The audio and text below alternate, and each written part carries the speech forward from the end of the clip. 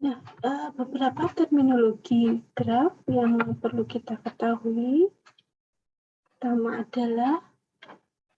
adalah yang disebut dengan bertetangga atau adjacent, ya, atau mungkin ya bertetangga gitu ya. Nah, ini dilihat dari istilah untuk simpul ya. Jadi antara dua simpul U dan V pada graf tidak berarah G ya, disebut bersebelahan atau bertetangga atau adjacent di G jika U dan V, jadi simpul U dan simpul V adalah titik-titik ujung dari tepi atau sisi E dari G. Sisi E yang demikian disebut bersinggungan atau insiden dengan simpul U dan V. Ya. Dan E dikatakan menghubungkan U dan V. Nah, ini karena tidak berarah, maka tidak mengenal mana awal, mana akhir ya. Yang jelas, dua simpul jika dia terhubung oleh satu sisi atau tepi, dikatakan bertetangga. Ya. Dan tepi tadi dikatakan bersinggungan atau insiden ya, dengan simpul U dan V. Contoh pada graf G1 di sini, maka simpul 1, yang ini simpul 1, itu akan bertetangga dengan simpul 2. Dan dia juga bertetangga dengan simpul 3. Ya. Nah, kalau simpul 3 bertetangga dengan 1, bertetangga dengan simpul 2, bertetangga juga dengan simpul 4. Kemudian terminologi yang lain adalah yang disebut dengan neighborhood atau ketetanggaan. Jadi ini adalah himpunan semua tetangga dari simpul V, ya. Himpunan tetangga dari simpul V dari satu graf yang merupakan pasangan himpunan V dan E dilambangkan dengan NV, ya, disebut sebagai neighborhood atau ketetanggaan dari V. Jadi, jika A adalah himpunan bagian dari V, dengan notasi NA adalah himpunan dari semua simpul di G yang bertetangga dengan paling sedikit satu simpul di A. Jadi NA itu anggota dari ya, V yang merupakan semua simpul yang merupakan anggota dari A tadi. Oke. Kemudian degree atau derajat ya. Degree of vertex in undirected graph, maksudnya derajat dari simpul pada graf tidak berarah. Degree atau derajat dari simpul pada graf tidak berarah adalah banyaknya rusuk atau banyaknya tepi atau banyaknya sisi yang bersinggungan dengannya, yang insiden dengannya ya. Kecuali bahwa loop pada sebuah simpul berkontribusi 2 kali terhadap derajat simpul tersebut. Derajat simpul V dilambangkan dengan deg V, atau ada juga buku yang hanya menuliskan D dalam kurung V. Contoh pada graf di sebelah kiri ini, oke, kita lihat simpulnya ada A, B, C, D, E, F, G, ya. Nah, derajat dari simpul A, ya, degree dari simpul A itu sama dengan 2. Karena apa? Karena dua tepi insiden dengannya. Ya. Jadi tepi yang ini dan tepi yang ini. Kemudian untuk simpul B, derajatnya berapa?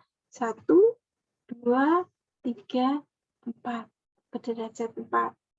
Demikian juga simpul C dan demikian juga simpul F. Untuk simpul D, derajatnya hanya 1, karena hanya satu tepi yang insiden dengannya. Ya. Kemudian untuk E itu 3, 1, 2, 3, dan untuk G itu 0. Lalu ketetanggaan. Nah, ketetanggaan dengan A. Ketetanggaan dari simpul apa? Nah, ketetanggaan dari simpul A ya ini, ya, yang bertetangga dengan dia. Jadi semua yang bertetangga dengan dia itu dinamakan ketetanggaan. B ini kan adjacent ya, atau tetanggaan dengan A. Maka F juga demikian. Maka ketetanggaan dari simpul A adalah B dan F. Demikian ya. Kalau misalkan ketetanggaan dari C apa? Ketetanggaan dari C ya B, kemudian F, kemudian D juga, kemudian E juga. Yang dimaksud dengan derajat dan ketetanggaan. Oleh karenanya dia tidak punya tetangga. Ya. Jadi kalau contoh di sebelah kanan ini, graf di sebelah kanan ini, ya, maka simpul 5 itu merupakan simpul yang terisolasi. Ya, ini simpul terisolasi atau disebut sebagai liontin atau pendan. Kemudian kalau dilihat dari contoh 1, nah ini contoh 1, maka yang disebut dengan liontin yang mana? Liontin adalah yang D ya, jadi yang D bukan yang C ya.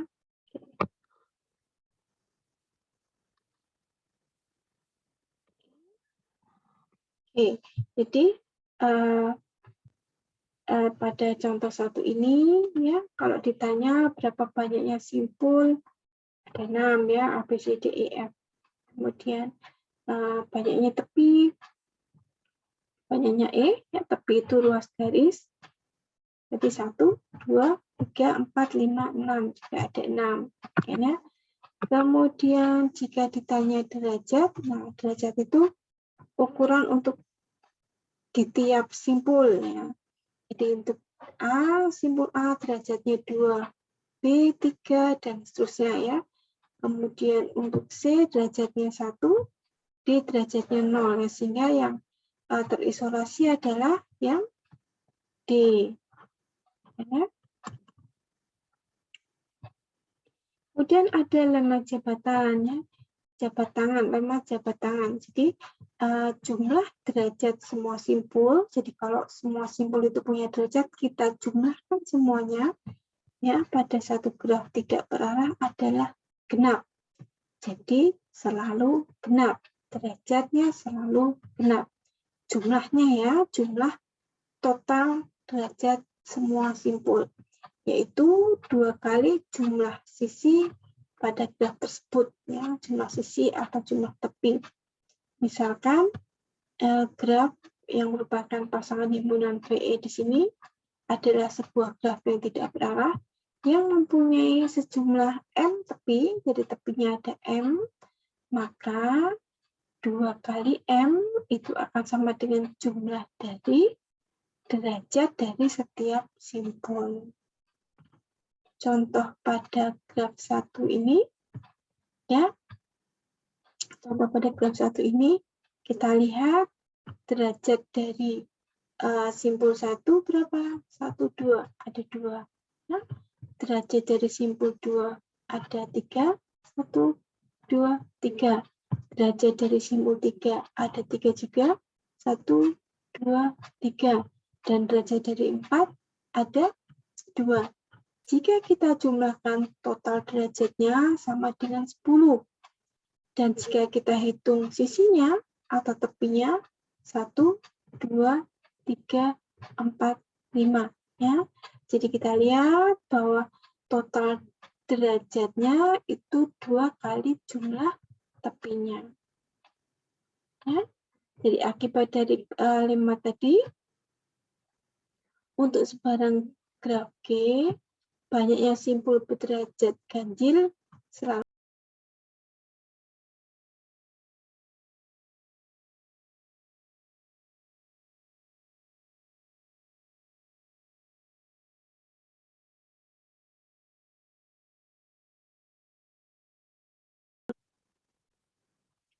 jadi contohnya, misalkan kita mempunyai graf dengan 5 buah simpul, Kemudian ditanyakan, kita bisa tidak menggambar graf tersebut ya, jika derajat masing-masing simpul adalah seperti ini. Yang A derajatnya simpul pertama 2, kemudian kedua 3, dan seterusnya ya. 2, 3, 1, 1, 2. Kemudian yang B demikian. Nah, sekarang kita lihat untuk A, jika kita jumlahkan derajatnya, kita dapatkan total 9. Ini ganjil. Ya, maka karena ganjil tidak sesuai dengan lema jabat tangan tadi, maka kita tidak bisa menggambarkan graf tersebut. Kemudian yang B, kalau kita jumlahkan derajatnya sama dengan 16, ini genap. Sehingga kesimpulannya kita akan bisa menggambarkan graf tersebut.